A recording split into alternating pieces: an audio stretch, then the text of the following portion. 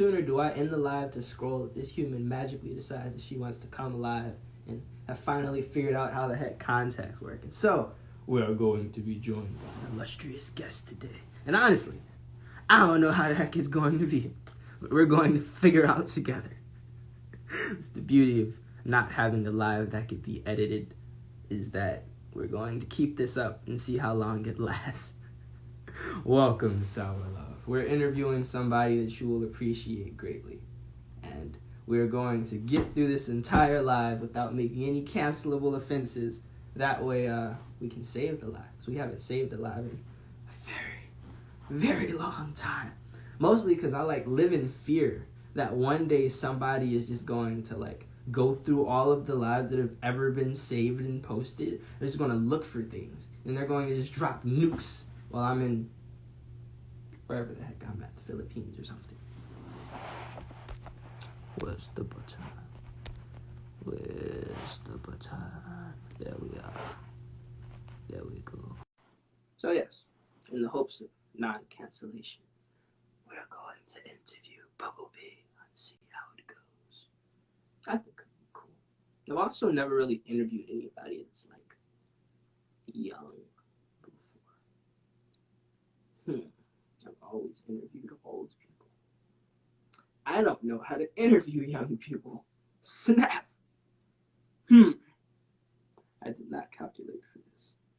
Well, we shall see what happens.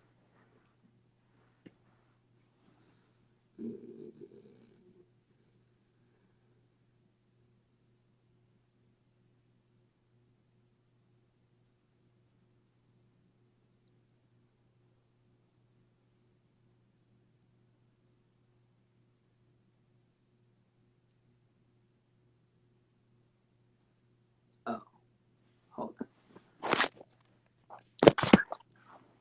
Welcome. It begins. I'm only mildly terrified. But I'm not going to say that I'm anxious. I'm going to say that I'm terrified. And we shall see how this goes. The first interview of the year? Is this the first interview of the year? It might be. If not the year, definitely this season. Hit the button! And then it begins. Or do I have to hit the button? Let's see. Oh, I do have to hit the button. All right. Welcome! Hi. What's good?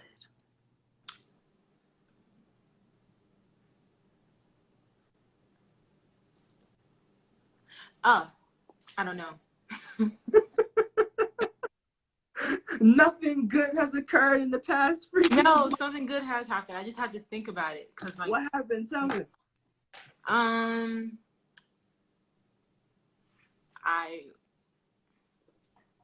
found a cool anime that I liked. What is this? It was really funny. Zombieland Saga. It made me laugh a lot. That's a good thing I could think of. Zombieland Saga. Yes, it's an idol anime, but it's different from what I would expect from most idol animes, but it's really hilarious. And I was laughing my ass off the whole time I was watching it. I haven't finished it yet. I'm on the second season. Are the zombies idols? Yes. It's an anime about zombie idols. What? And it's really funny. Oh, I already said that. Yeah. Interesting. That actually sounds kind of dope. Is it do they eat people? They at first they did before they gained consciousness, I guess. Well, some of them did. Uh-huh. Yeah. How did they gain consciousness? I guess, the way that I already forgot his name, the producer guy, he explained it, I guess, through, stimulation. So, after they had, a concert, because, only one zombie was, conscious. She was the one who woke up first. And so I guess she ended up going to a concert with all the other zombie idols, and they're all zombified. And then they had they went to this rock concert thing, and then like that kind of shocked him out of it. There's one zombie still hasn't woken up yet. Honestly, I feel like she's gonna be like that forever. But I like her. She's cool. She's cool. She'll be biting people though. That's what's up. There's a character we're watching, Fate Apocrypha, right now, I think. And like Frankenstein is like that, where she's like chill, but she's very obviously a zombie. And so it's interesting watching her like being like she's brain dead, but like you can tell that there's like something in her brain. Ah, I get what you mean. Yeah, like she's like a functional zombie. Let me back up some because No worries. First of all, thank you for blessing the life with your presence. It is greatly appreciated. No problem. Second, I don't know. On a scale of 1 to 10, how much energy do you have right now? On a scale of 1 to 10? Yeah. I'd say maybe 5 or 6, but depending on certain things, it can skyrocket or drop significantly. I see. All right then. Then we'll start cautiously and see where it goes from here. Number 1. How the heck did you become a freaking like nerd person? Well, honestly, I don't know. I've always really liked cartoons, but actually I didn't really get into anime first. Like, I mean, I did watch some, like the stuff like that was like on 4Kids, especially like Sonic X. I used to love that, Sonic X and Digimon. But actually, I think my anime nerdness and all that, I think like the gateway for that was actually I'm not sure if you heard of it, but it's called Vocaloid, which is like a voice synthesizer software that people use. Technically, think of like text to speech, but with singing.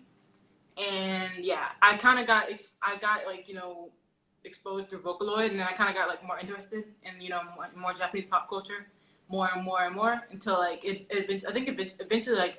I think because Vocaloid is one of my, because I don't know, I don't think I said this, but I'm autistic, and Vocaloid is like my first special interest. Well, not my first, but it's like one of my earliest, Japanese pop culture special interests, along with anime. But yeah, I really love Vocaloid. I'm not sure. Have you heard of Hatsune Miku? I have heard. I was gonna ask if like really long blue pigtails, the thigh high boots, the blue tie. Yeah. Yep, she's a Vocaloid, and I'm not gonna say she's one of the first ones, but she was one of the first ones in the Vocaloid character series. Pretty much, because they wanted Vocaloid to be more marketable, so like, like why not make it a cute girl, I guess. Give the voices, give their voice banks characters to go along with them. Yeah, I found her on accident because I was watching a whole bunch of. I was watching like the Tupac thing. They made him a hologram, and then I saw they were making like anime characters holograms, and I saw the Hatsune Miku hologram. I was like, hold up, why is this anime girl in live action? And then ended up going down because my friend, like I got exposed to it first in middle school, like around like when I was like 12 or 13, and I was like watching it on my friend's phone. And I'm like, what are you listening to? She was like watching a music video, like listening to music. And I was like, "What are you listening to? Let me see." I looked at it and I just immediately got hooked because I saw Hatsune Miku dancing, singing live to what's it called? "World Is Mine." That was like my first Vocaloid song, and I was just like hooked instantly. And I got extremely hyperfixated on it, and then it ended up developing into a special interest. So yeah, I wrote an essay on Vocaloid too. What? For my for my English composition class. Wow, that's dope. Cause I didn't know that it was like a software. I thought it was just like. Yep, it's purely an instrument. Huh. Like, and a lot of times people they interpret Hatsune Miku the way they want to. I guess I'm not sure I'm explaining it right, but like I don't know. I probably won't have time to explain the whole history because it's a lot. But pretty much, yeah. Vocaloid is a software that has different voice banks. See, I have all the information. If I say it, it's all gonna come out all jumbled. So I'm trying to say it right. Okay. It's all packed into my head. Mm-hmm. And like, really, the only way I was able to actually get it all out, in a way that made sense, was like by really writing an essay. So. Nah. Organized. Well then. My brain isn't very organized, honestly. I might mess around and actually like catch that link. If you still have it, it would be tight to catch. Oh, I have it. I want to fix it up a little bit because I was a bit in a bit of a rush because I never do anything on like I never do anything like if it's not for the last minute because I'm such a procrastinator. It's so bad. But yeah, I'll definitely do that. I just have to fix up some stuff and add some more things. But yeah. Dope. Because I know the feeling, like, with college, it was weird because I was told, like, yeah, college is going to be so hard. They work you so hard in freaking art school. You got to do all this stuff. So legit, I just sat down and drew all day anyway. And I'd have projects done like 3 weeks ahead of time because I did it all the day that I was assigned it. So I was like scrambling to knock it out and then realized, oh, I have another 3 weeks. Dang. I wish I could do that. It's really hard. Honestly, it's just really hard for me to initiate tasks anyways because I have like a really hard time with like executive functioning. So I like initiating tasks period is just really difficult for me. And like for some reason like it's a lot easier for me like when I have like extreme pressure because like it makes me I don't know why. It helps. It is like really extreme pressure is what helps me initiate tasks. Mm. But I work pretty okay under pressure. That's good. And yeah, it's good that you know how you work. A lot of people don't, and that's why they screw themselves over. Like it's better to understand how you work and like do stuff, even if you're doing stuff on your time, than to like not know anything and be running around frantically like a chicken cut with his head cut off. That's exactly what I was doing because I was having a really really hard time in college, and you know I was a full-time student, so I was taking 4 classes. It was really difficult for me to do it because I would get really overwhelmed. And I just ended up just not doing it, and I would just fail. I think I would just fail classes.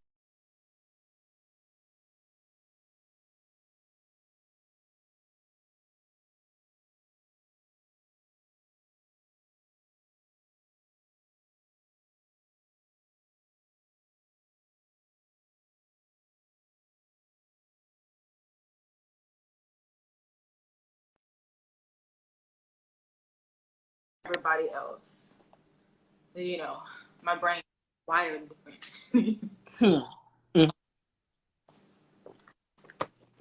Yes, it's not.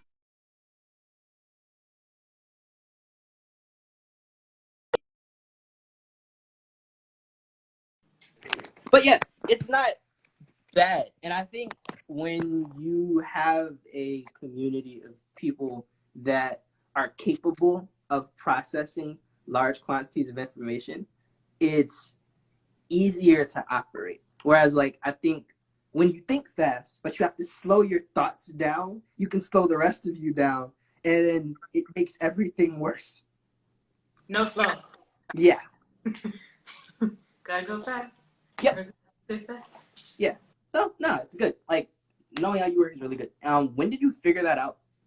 Figure what out? Like how to do things the way that is best for you. Honestly, I refused to accommodate myself for the longest time because I knew that something about me was different, and I just didn't really know what because people treat you different when you visibly act different. So I knew I was different. People treated me like I was.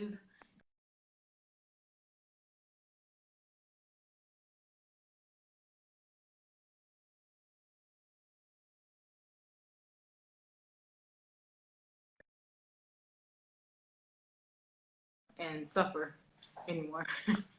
I'm still working on it. It's really hard. It's really Very hard, good. but like I'm getting better at not invalidating myself and allowing myself to be accommodated. Dope. And is using art a way to accentuate that or extend that? Extend what? Extend expression. Oh yes, of course. Although I don't produce as much art as I did when I was younger, art is something that's very, very close and special to me, and like I love it a lot. I started off as a traditional artist, and like a few years ago I kind of started doing digital art. So I do mostly digital. I can still do traditional, but I do mostly digital now. Plus, it's a lot more convenient as well. Because Yes. I had to buy like I mean I bought an iPad and an Apple Pencil, but like that's it. I don't have to keep buying stuff over and over and over again once supplies runs out. So, You're not gonna go get Copics and then Copic refills and then waste the Copic paper. yeah, I used to. Copics are so expensive. I remember I remember it was my goal to collect Copics, and it was so expensive, and like my wallet was screaming. I don't know. Maybe I don't know. Maybe I might get back into traditional art once I can afford it. That's a wise move. But I enjoy digital art. It's fun, and a lot of people say digital art isn't real art. It's so easy. That's a lie. It took me forever to get the hang of it. Like it took me some years to get the hang of digital art. I don't know why, because our people were saying it's so much easier. Digital art. It still takes skill to be able to do that too. So they don't understand utilizing an intuitive software, and it's because like learning a new software takes like 3 to 5 months to be able to draw intuitively with it, like automatically, and people don't get like because the people that say like, oh yeah, digital art is easy, those are the people that are only drawing with 2 brushes, or they're just painting the entire time, and they're not like using the software to their fullest capability. Yeah, honestly, I probably could use the software more to like. I also want to try different types of software.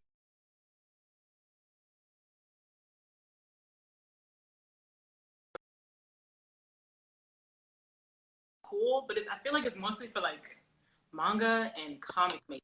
But like, if you want to make a manga, then like it's literally amazing. They have like the tones and everything, like the background. They just like what the background, but they have like all the effects that you always see in manga. It's really great. But if you want to do more like painting ish stuff, it can be a little difficult because I had a really hard time like blending.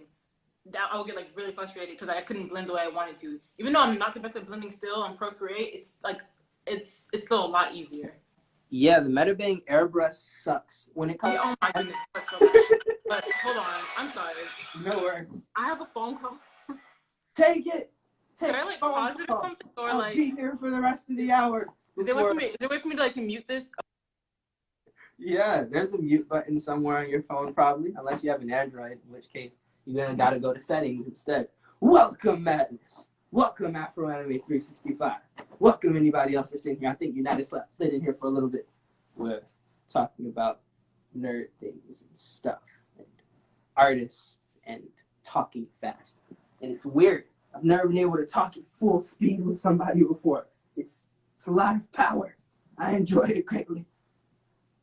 We're finally, it's weird. We are leaving the land of the blood god to go deeper into the land of the blood god and actually engage in bloodshed. However, the bloodshed will not be like unsanctimonious bloodshed. It will actually be I'm back. Sanctimonious. Welcome back. Snap. There we are. Metabang's airbrush sucks, and blending in Procreate is cool. However, like painting in Procreate, like what type of traditional art did you do? Traditional, I usually, honestly, I mostly did like drawing and shading. I kind of started getting into painting, like my stop it, no, sorry, my dog is like, don't me. Sorry. I did mostly like inking and pencil drawings and stuff like that. And like towards like around senior year, that's when I started painting. I mean, it wasn't terrible, and I'm kind of a fast learner when it comes to art. So it wasn't terrible, but I didn't practice as much after like with painting at all after high school. So I don't know how well I can do it now. But it was okay. I have some pieces that I was kind of proud of. Because I remember there's one piece I really liked. I might repaint it though, because it's okay. But like it's this painting I did. It's an acrylic painting of a lady with butterfly. Can I show it to you? Yes. I'm grabbing it. I'll be right back. Show me the thing. Snap. How do I fit all these things into the spec? All right, let's see. We're going somewhere that actually matters, so we have to wear clothes that actually matter as well. Welcome, Chelsea.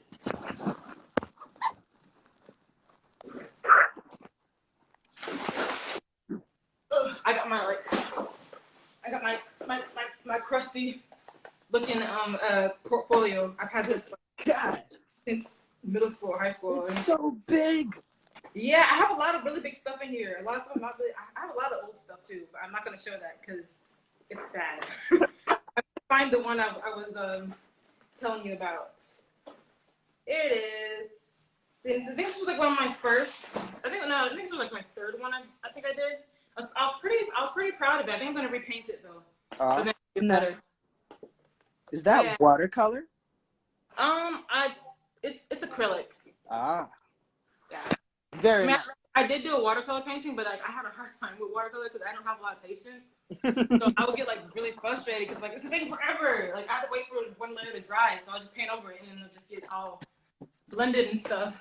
I'm learning that happens a lot, and I think that I don't have a lot of patience, but then people tell me that, and watercolor is like relaxing to me. So maybe I actually do have the patience for watercolor. I don't know. I feel like it could be relaxing if I tried to have more. I don't know. I get really impatient. Yeah, but there's also like there's a look that. Have you ever read Daredevil comic books before? I don't believe I have. No. There's this dude Kellogg's Loops that exists, and Kellogg Loops draws. He does these watercolor paintings, and he has this crazy he has these crazy blends with the water, like layers. There we are. You can see the layers in the watercolor, and I like how they bleed and stuff. And I wanted that effect, and I realized to have that effect, all you have to do is use incredibly thin layers of watercolor, and really thin layers of watercolor on watercolor paper dry really fast. Whereas like when the paper is flat, that's when it takes forever because the paper isn't soaking up the paint itself. And so like trying watercolor painting on printer paper was literally one of my worst mistakes. Oh. So bad. Yeah, like I did start using watercolor paper. You know, it worked pretty well. Yes, I'm glad. Cause yeah, that's I noticed it for a long time. I'm like, what? There's paper that's really thick and it's meant for watercolors? What a surprise! Watercolor pencils are a waste of time, though. Anybody who's watching the live right now or in the future, never get watercolor. I'm sorry, 1 second. I can't hear you. My dog. Noah. Shh. No worries.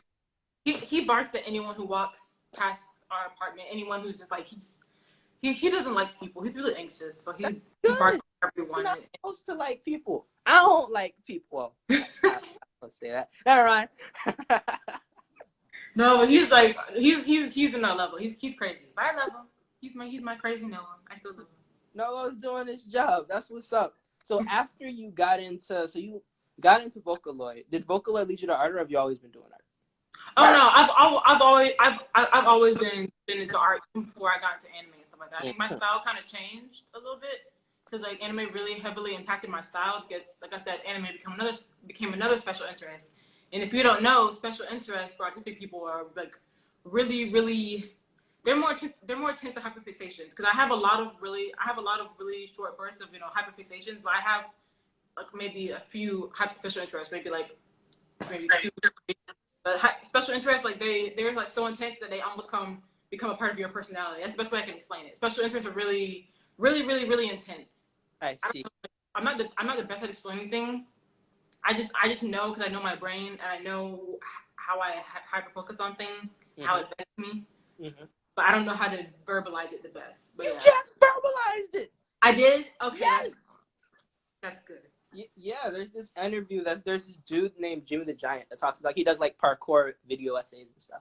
And there's this dude named Joseph Marks. And Joseph Marks, I've been following him since like 2015 maybe when I first started parkour before I broke both of my arms. And like yeah, I mean it happens. That's what happens when you do dangerous things every day. But regardless, so Joseph Marks was talking about how like he goes into these modes of having he calls them hyperfixations. And so he goes into these modes where like he'll just get into stuff sometimes.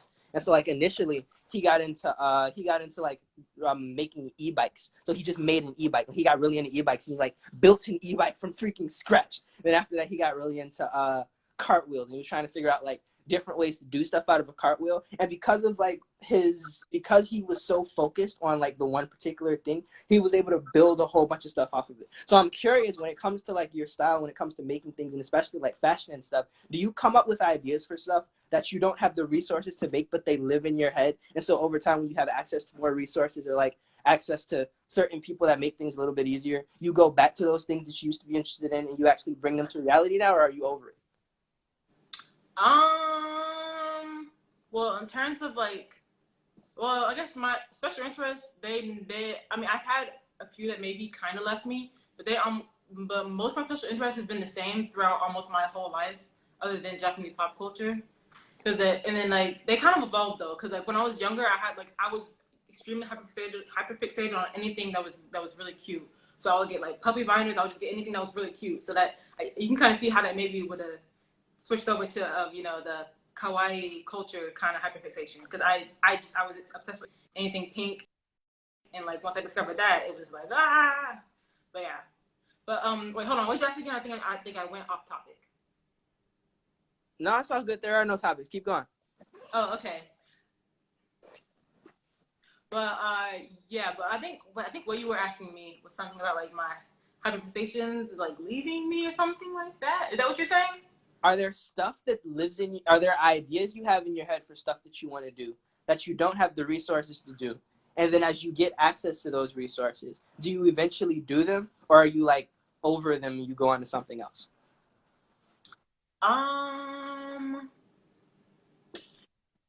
Well, I guess the best example was when I was younger. I got like really into J fashion, like Harajuku fashion. That's also a special interest of mine now.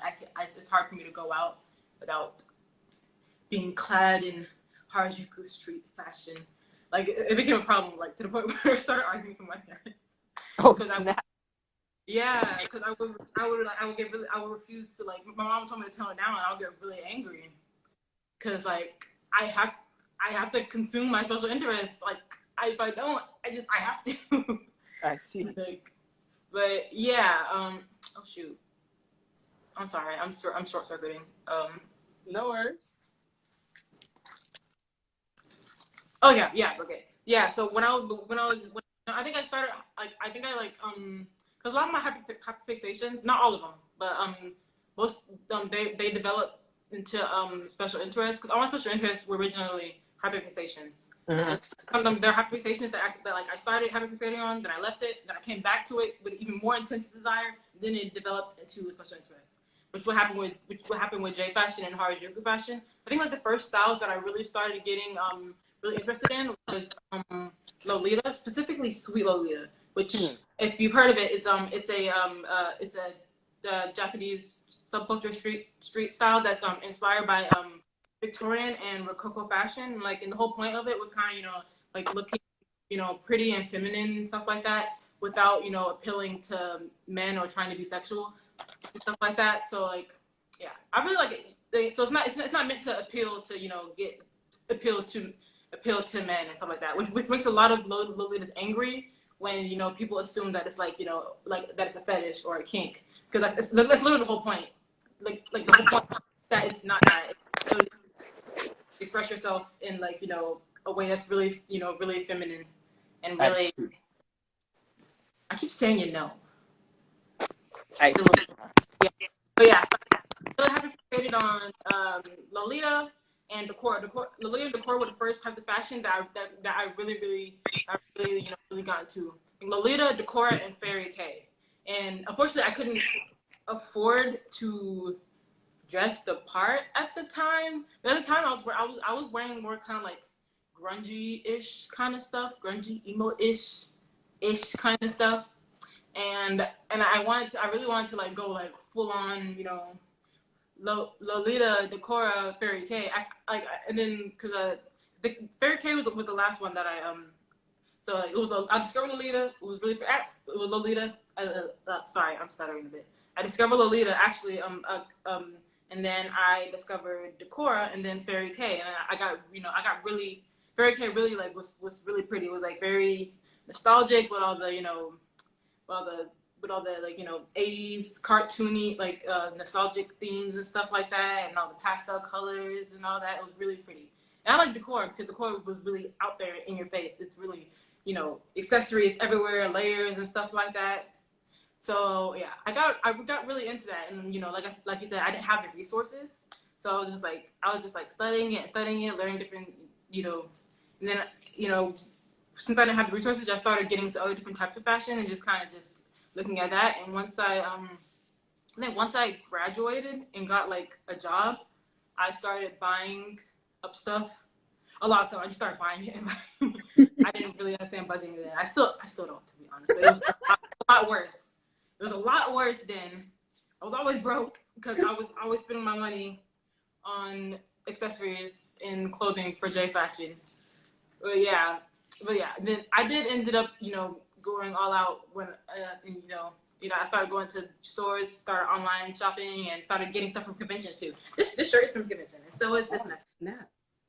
This necklace. I forgot where the shirt is from. I forgot. I might be able to like look it up and see, but I think this is from a shop. It used to be called Grandma Thunderpants, but I can't remember the name because they have a new name now. And I can't remember. I probably have to go find it. But yeah, it's a fairy K necklace, and it had like sprinkles and stuff on it, and like this little marshmallow looking thing. Now I'm curious. My bracelets are most from shops too. Are your bracelets edible, or do they just look like food? What? Are your bracelets edible, or do they just look like food? I wish they were, but no, they just no. Yeah. Well, all of these are from shops, except from like small businesses. Mm-hmm. Except for this one and this one, which is from Claire's, and let me see, these ones and these two, which I made myself with beads from Michael's, not Michael's, Joanne. Nice. Joanne's so expensive. Yeah. Don't you got to do with Joanne's? You got to get the membership so you can get the discounts, because Joanne's been killing it with the discounts. I mean, I had even bigger discount because I worked there. Oh. I hated it though. What? I hated working there, and I hate my current job too. Oh. I just it's because Joanne was pretty and this one's even worse because it's like because I went from Joanne dealing with customers and because not being able to handle stress and not being able to handle getting yelled at and aggression because it makes me extremely anxious, and then I have emotional overload which leads to a meltdown, and now I have all that with screaming children, flashing lights, and loud music because I work at a trampoline park. Oh, snap. Yeah.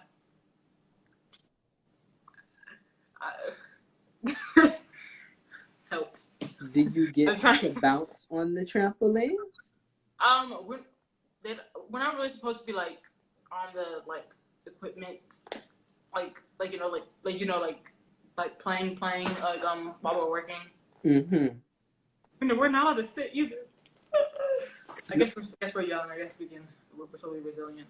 Well, accurate. Yes, it's all training. This is your training arc before you start going to these conventions and dropping bags off on people. So, like, because that's like something that always interested me is that there's a growing alternative POC space that exists now with all these pages. I've noticed that. It makes me so excited. Like, it's like seeing like all the like. And you said POC, but honestly, I'm just excited about the Black people. I'm excited. I'm excited to see alternative Black people, like Black cosplayers, Black nerds. Makes me so excited. That's why, like, when like I saw like the videos about BlurCon, they fumbled the bag one too many times. Sorry, BlurCon. But I got really excited when I saw DreamCon. I saw all the Black people. They're all just in their Black wonderfulness and cosplay, and I'm just like, I have to go. And I made a decision. I will go. Excellent. I will go next year. I was so upset that because like I found out about it like right as people like I think like either my memory sucks. Either I found out about it a week before it was happening, or like the day after. It's either one of those. My memory is just really bad. It was either one of those, and I was so upset that I missed it and I couldn't go because it looked so much fun. And it's just like and you honestly you could tell who it was catered to. It was obvious, and I was living for it. I was like, oh my goodness, this is for us, by us. I love it.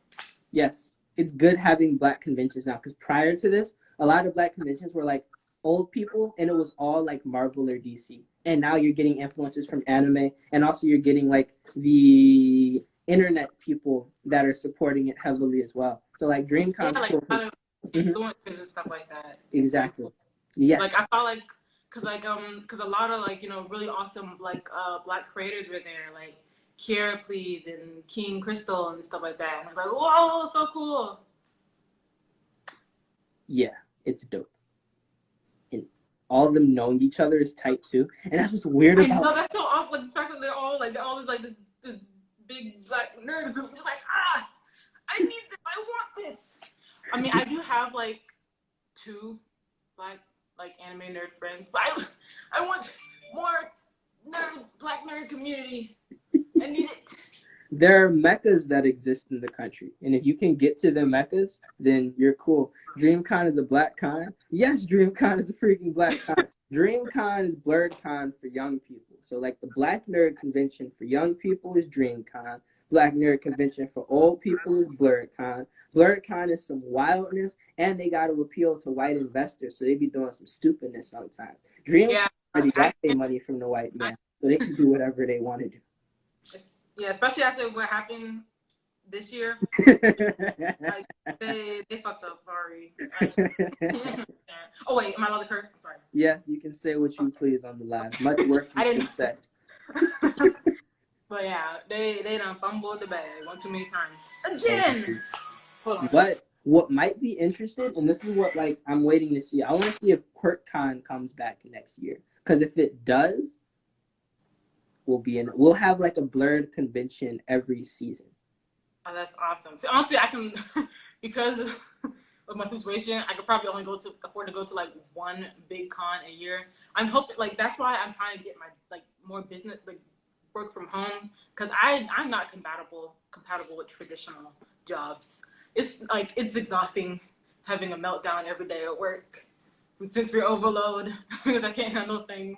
Yes, you're an artist. Like, not only are you a freaking artist, that space of like, now I could be wrong, but I'm going like to ask you, huh? You said you could be a rock, like the ones on the ground? I said I could be wrong. Wrong. Oh, yeah. But I could be wrong, but I'm not sure if there are any distributors of kawaii clothing that are black-owned shops that don't just make like Teespring shirts or Printful shirts. For what? Like that, I don't think there are any distributors of like alternative fashion for women that don't just make like print-on-demand stuff, but that actually have like kawaii, like actual clothes and stuff. Like original, like stuff.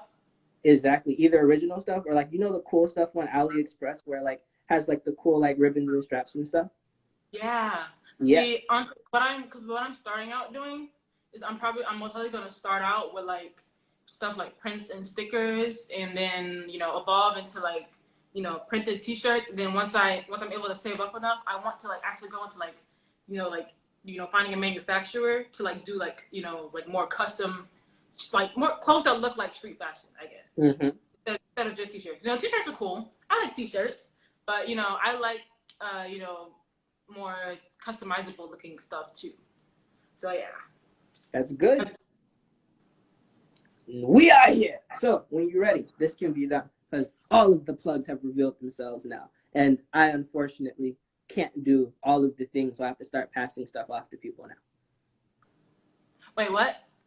We are here. So when you're ready to do it, let me know when it begins. Because, like, it's frustrating now being in this weird position where, like, I'm younger than everybody, so I'm not taken seriously by a lot of these old people. But at the same time, I'm seen to have all of this power that I don't have by young people. So young people feel like I'm only around for money. And so I have to operate in a space where I'm always working. And because I'm always working, I don't get to be as creative as I want. And I also don't get to like make a lot of the stuff that I want to make, but I can help people make a whole bunch of stuff. I see.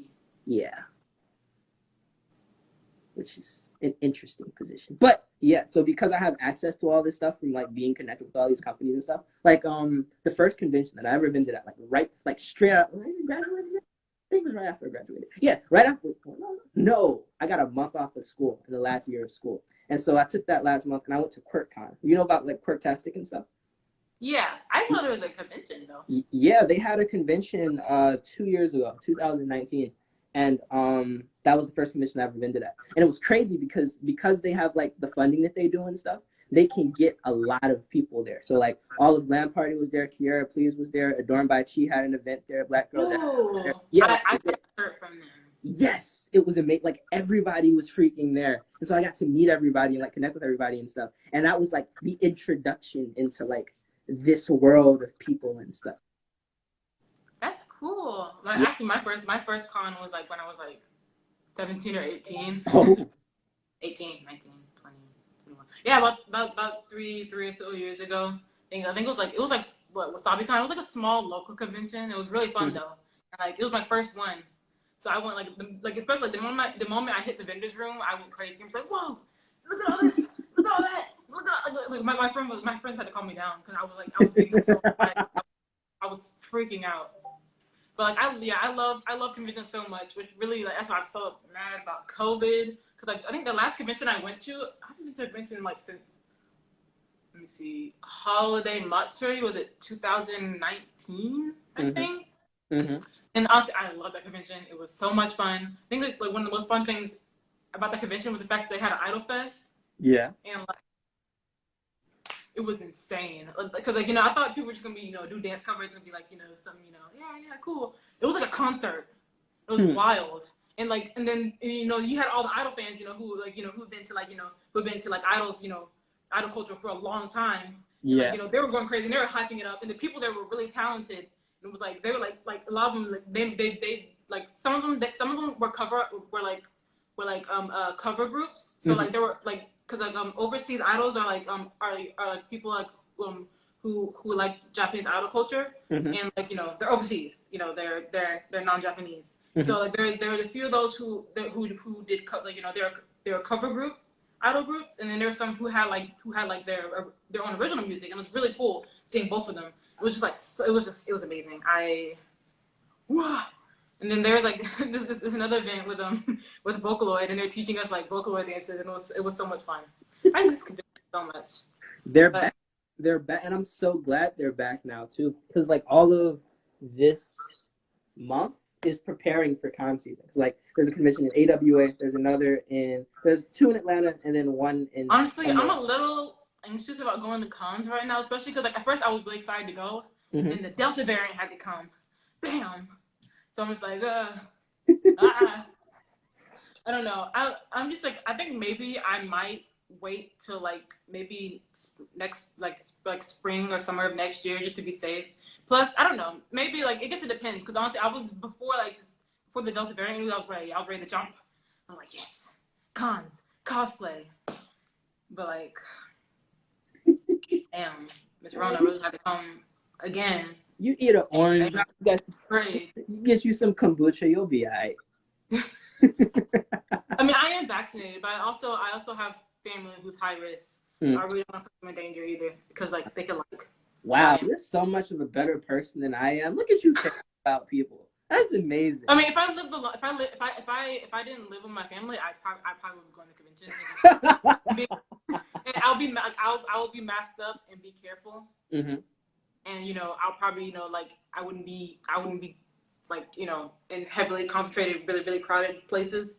But like yeah, I live with my family and my grandma and my granddad who are older and have health problems. They come over pretty often.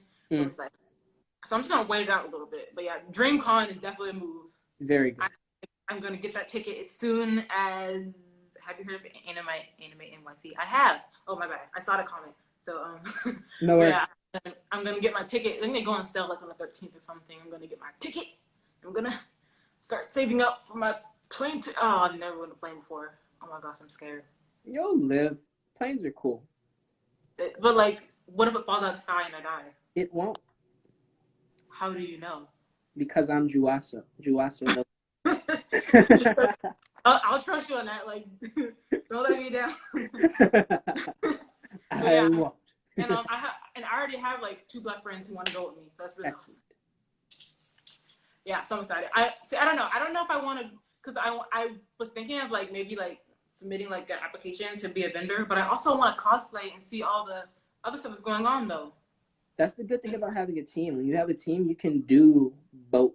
Like I'm vending at Anime NYC, and my team has like 7 people in it. And so if we need to like go shoot a video or whatever, we'll always have somebody manning the table so that they can take care of it. And in the end, like there's a lot of the like black nerd families in New York. So it's not nothing for me to like get somebody that I already know to like sit behind the table and watch it and make sure everything is cool. What is idol culture? Oh, idol culture is kind of like I don't know how to describe it. I guess I'm gonna try. I guess it's like I guess when I'm talking about idol culture, I'm talking about mostly like idol culture, which is kind of different from K-pop idol culture. Which, I was in K-pop a while ago. Oh lord, I'm glad I escaped. But yeah, J-pop, Japanese idol culture is see, I'm not good at explaining things. Hold on, let me try to. But I don't know. I guess it's I guess like K-pop is it's there's a lot of like it's marketed for people appealing, I guess, and like I don't know, like oh, I'm so bad with words, but there are certain things that I've noticed in Japanese idol culture, like a lot of times with with the really cool costumes, that a lot of times they're really frilly and really sparkly and like really cool, and like the light stick dances they do, like she's so cute. No, I'm not.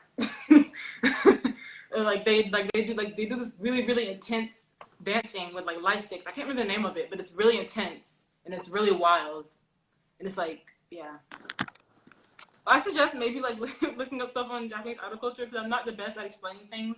Because although I did get into it for a while, like information is all packed in my brain. When I try to say it, it comes out in nonsensical jumbles. Do Japanese idols get fetishized like K-pop idols get fetishized? Yeah, I'm not gonna. Yeah, I think I'm sorry, y'all. I got a speech impediment. No. You mess around and ask me to consolidate the history of Chinese Kung Fu in addition to the politics of Imperial China, and I sound exactly the freaking same. Because when you have context... J-pop idols. Yeah, of course J-pop idols exist. Yeah, I guess idols aren't just J-pop either, because like there's J-rock and stuff like that. But yeah, shoot, what were we saying? Wait, snap. Does J-pop slap? Like the K-pop or J-pop, which is better? There we are. That's what the people care about. Oh, that's a hard. So I'm not. Really, I don't know. the music, not even the culture, just the music. I don't know. I think I like J-pop more. Oh. I don't know. Maybe I'm biased because I have because Japanese pop culture was one of my first special interests. I think K-pop was more of just like a hyperfixation. It lasted for a long time. That was my long hyperfixation. It was mostly BTS, but it was a really intense hyperfixation. Like it lasted like 3 years. Like Lord have mercy on my family and my friends. Lord knows. But yeah. But honestly, I like J-pop more. Nice. That's good. I don't know. I guess like idol culture is really cool too. I think it also has its dark side with everything. Of course, you have, because they're not even kids. Like you have people that have had their childhoods robbed from them that are now performing for people. It's an interesting existence. My question: do you like J-pop for the music or for the culture? Oh, I would say both, because I guess it depends. Like the dark side of the culture, I'm not with that. I didn't even realize it existed until like talking to some veteran J-pop fans. But yeah, I'd say I say like I like the music and the culture. I can't choose. Like the music is really fun, but like the culture, the colorfulness, like the costumes, the crazy light stick dancing, it's so hype. I just like both. I can't choose one. I just can't. Stop being a villain. I'm pretty sure some people in here care.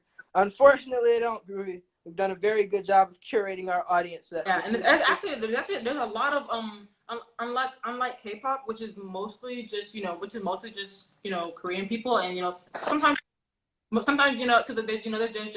there's Japanese idols and stuff like that, but it's mostly Korean people or at the very least it's Asian people. J-pop, it has people of all races, like all races. And I didn't even realize this at first. So talking to some people who were into J-pop for a long time, Yeah, because I would see like a lot of on you like on TikTok videos and stuff like that of people who are overseas idols, whether it's solo or whether it's a group. They would get like lots of hate comments like, "Oh my goodness, look at these weird people. They think they're Japanese." But no, like, all of it was from K-pop fans too. I'm like, no, it's not like K-pop. J-pop is a lot more. There's even black J-pop idols too, which I found really cool. But yeah, there's a yeah. I think one of I'm friends with a black overseas idol. I think she goes by Suika, like the water, which means watermelon. The watermelon idol. Is C-pop a thing? You mean like Chinese pop? Yeah, I'm pretty sure. I think like pop exists in like all languages. Have you ever done any cosplay fusions? You mean like mixing together like different shows and stuff like that? I have not. I would love to do it. That'd be really cool. But I haven't done any like fusions of like cosplays. Just like more like original content stuff. But yeah, J-pop is definitely pretty diverse, and like overseas idols are are really common. Like there's but if you wanna see she's a watermelon, yeah, because that's her theme. Like because like she goes by Suika, and that's her theme. Watermelon. Yeah, she's like you should check her out. Hold on. Her at is actually I'm gonna type it in so you guys can follow her and support her because she's adorable and talented and amazing. Hold on, I'm gonna type it in so you guys check her out. Yeah, I would like to know how that is spelled. That's actually very interesting. Know how what Suika? Yes. Hold on. Her at is Juice Books, but Suika. It's spelled like this. Yeah. Ah, interesting. Yeah. Mm-hmm. Dope. Yeah, but she's really good. Yeah, check her out. She's really adorable, and like she's even done like if you look at her what's it called in her story highlights, you can even see some like fan cams because she I think because when she debuted, I think was it at a convention, I think when she debuted. But yeah, she's adorable. Check her out. I love her. You'll love her. She's awesome. Great. And I can I can also like suggest some other overseas idols, some overseas idol groups that I think are really cool when I get the chance to, because I can't unload my brain right now. I know the feeling. Pin it down. Okay. How do I pin? And pin it down. I got you. Let's see. There we go. There goes the pin. Now we have. How long do we have? What time is it? 9:59. Good God. All right. So my ride is supposed to be here in 7 minutes, but with the 7 minutes that we have remaining, is there anything that you want to say to the people that you want the people to know this is going to live forever? I'm actually going to keep this live up. I would never ever do that generally. This actually went well. It wasn't even canceled. There wasn't anything canceled that was which is great. So yeah, is there anything that you want to like tell the people or have the people know and stuff? Anything that I want to have people know. One thing. Cringe culture is dead. Do what the fuck you want. Have fun with it. Doesn't matter what anyone else thinks. Fuck cringe culture. I hate that.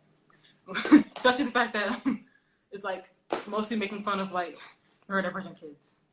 But I don't. That's for another day. I'll unpack that another time.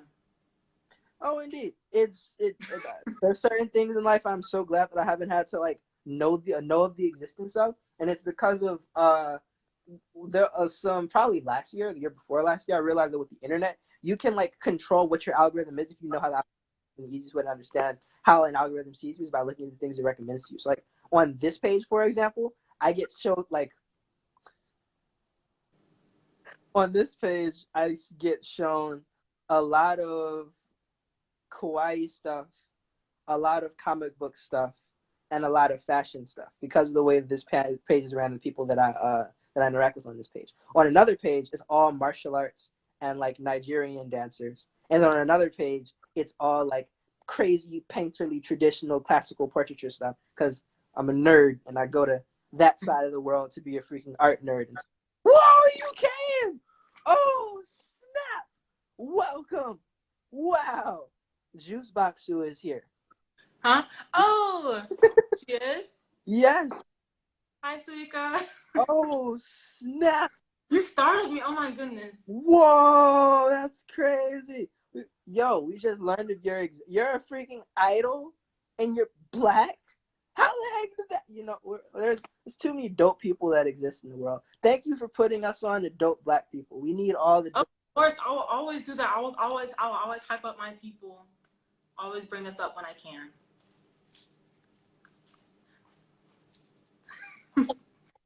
Eat it. And with that, thank you for blessing the live with your presence. Thank you for dropping these gems on these people. Thank you for keeping me away from saying something that would get me in trouble. And No. putting us on to freaking Suika. I await listening to her music and stuff because I've been starved for good music recently. I've been playing the same theme songs and stuff for the past couple months. And so we're going to change that. We're going to go outside the comfort box now.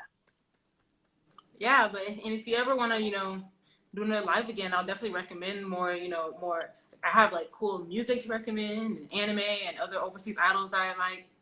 If you're down to do that again. Yes. Yeah. People of the live, thank you for coming and listening and stuff. I'm actually going to post this to the main page. See what happens. This was actually like a very productive conversation. And yeah, I enjoyed it. It was fun. I was kind of nervous at first, but like I kind of just like flow into it. For this, I'm glad that people have told me that the live is scary and stuff, and the people on the live are scary. But like those are always the people that end up doing best. I don't know. I just get anxious because like it wasn't like really scripted, and like I was afraid I was gonna stutter. I did stutter. I stuttered a lot, but it's okay. Stuttered. I guess I have a speech impediment. So I don't know what I was expecting, but like I guess usually when things are more scripted, I'm able to like get my words out better. Because like when I was in theater, I never stuttered like ever. But like during, like when I had to like not freestyle, improv, freestyle. I had to improv, and that's when the stuttering came out. Yeah, I was a little anxious about that, but it was fun. I enjoyed it a lot, and I felt pretty safe. Like I could be myself, and that I wouldn't have to mask and act as normal as possible, like I usually do around other people. There is no normal. You're surrounded by nerds that swing samurai swords. That's true. But you're cool though. You made me feel comfortable. I didn't feel like I was. You didn't make me feel weird or awkward like a lot of people do. So I felt cool being myself. Excellent. That's the mission. And hopefully, I and my brother will be having a panel at DreamCon. So you end up going to DreamCon. Hope to see you there. For sure.